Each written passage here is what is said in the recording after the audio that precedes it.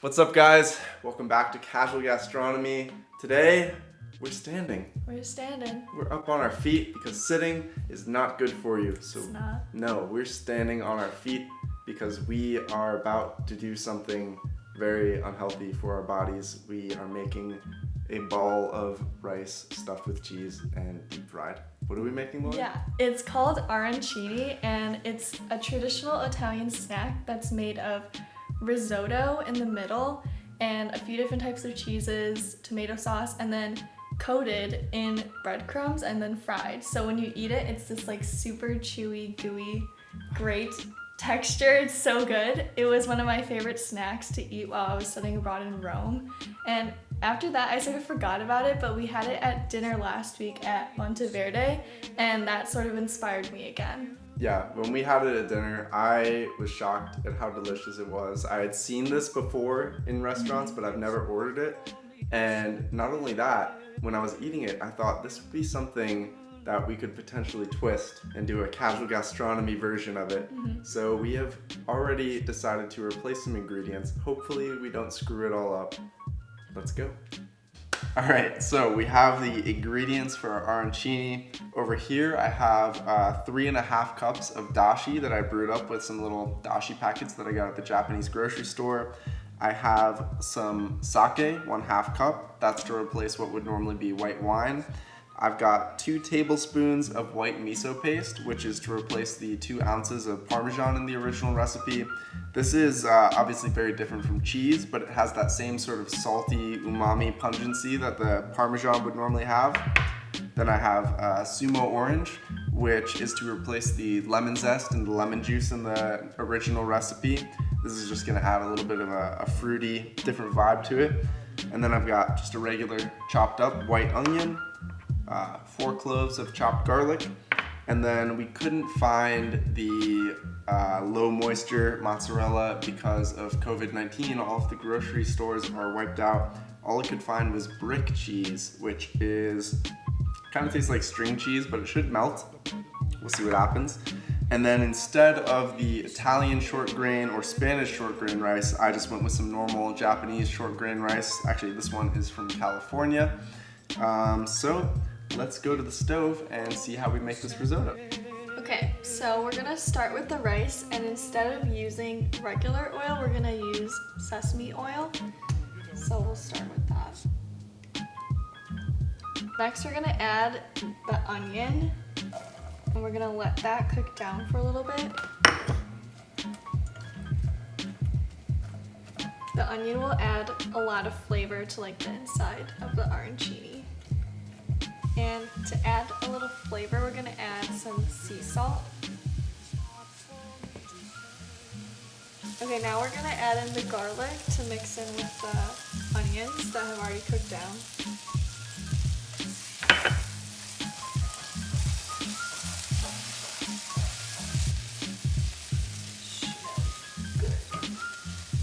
So now that the garlic and onion have cooked down for a while, we're gonna add in the rice.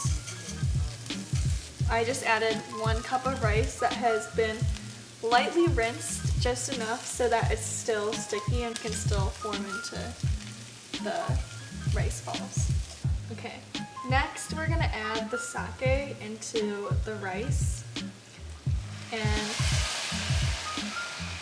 we're gonna let that cook down. So now that the sake is all cooked through, we're gonna start adding the dashi which we've been heating up on the back burner, and we're gonna slowly add it in 1 scoop at a time and then keep mixing it so it's not overwhelmed, I guess.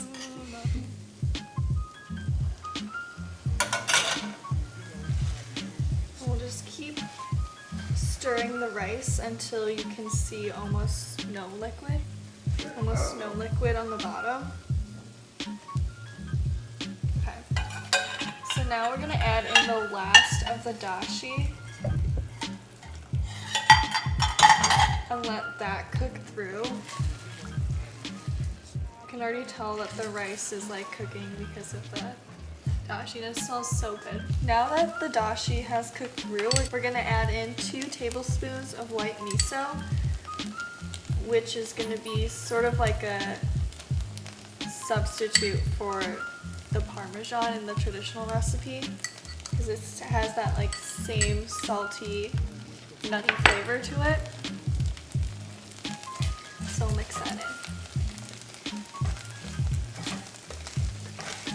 Okay, so we turned off the heat and we're gonna add in some black pepper to add a lot of flavor. And I'm gonna mix that in. And you can see that it really thickened up after we added the miso.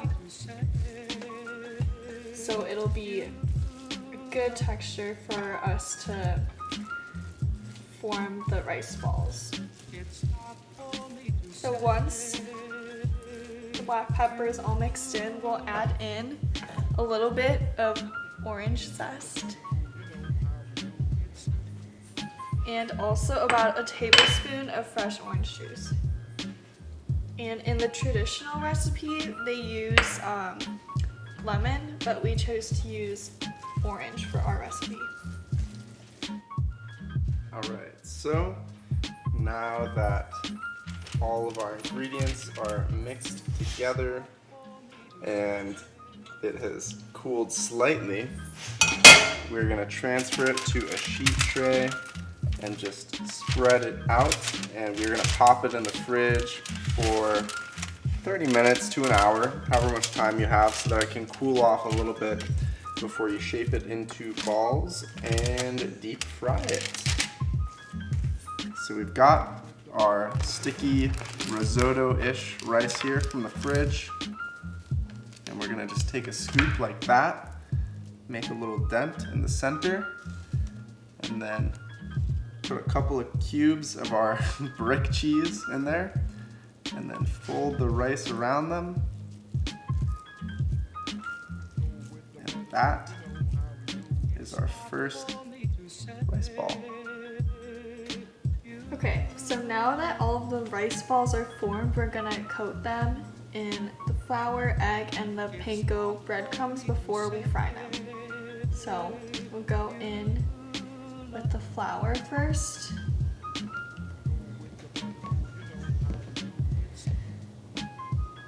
And then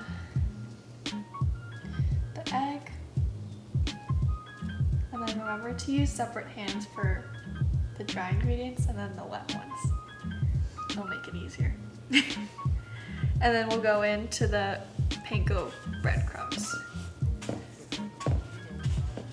So we have our breaded cheese stuffed rice balls, and the oil is sizzling. We're gonna start putting them in one by one, and we're gonna let them fry for 5 minutes.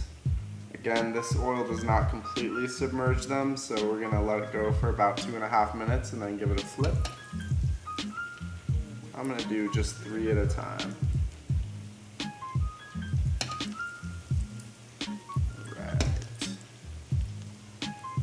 Oil is 350 degrees. I'm gonna put this little splatter guard over it. See you in 5 minutes.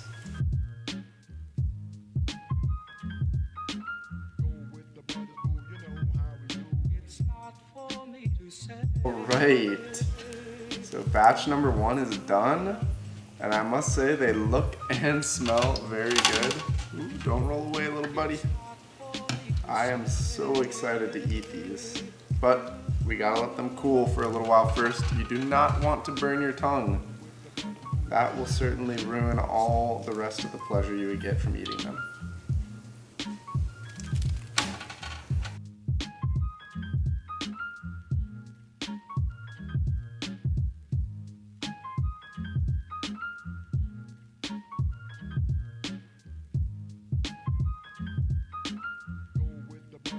All right, so we finished making our Asian version of arancini, and per usual, not really that difficult. I think we always just make it out to be super difficult in our head, so then once we're actually doing it, it's like, oh, this wasn't as bad as we thought. Well, yeah, except, do I need to remind you? Dumplings. Oh yeah. Okay, that was the one. Dumplings. The one exception where we're like, we could do it, and then. Yeah. Nah. That was one thing that I thought that maybe I would be capable of making a halfway decent dumpling, and I just utterly could not even make anything resembling a dumpling. We're still trying to perfect it. Yeah, that episode will come back maybe a few years down the road once we've gained some experience. But anyways. Arancini. Yeah.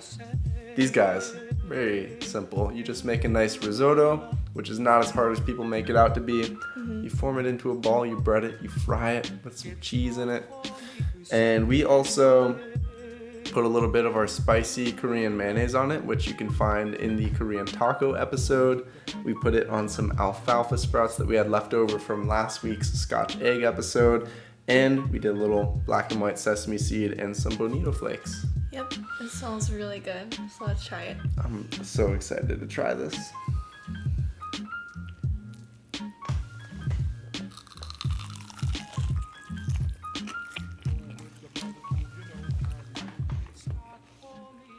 I love the crispy outside, and it goes so well with the texture of the rice.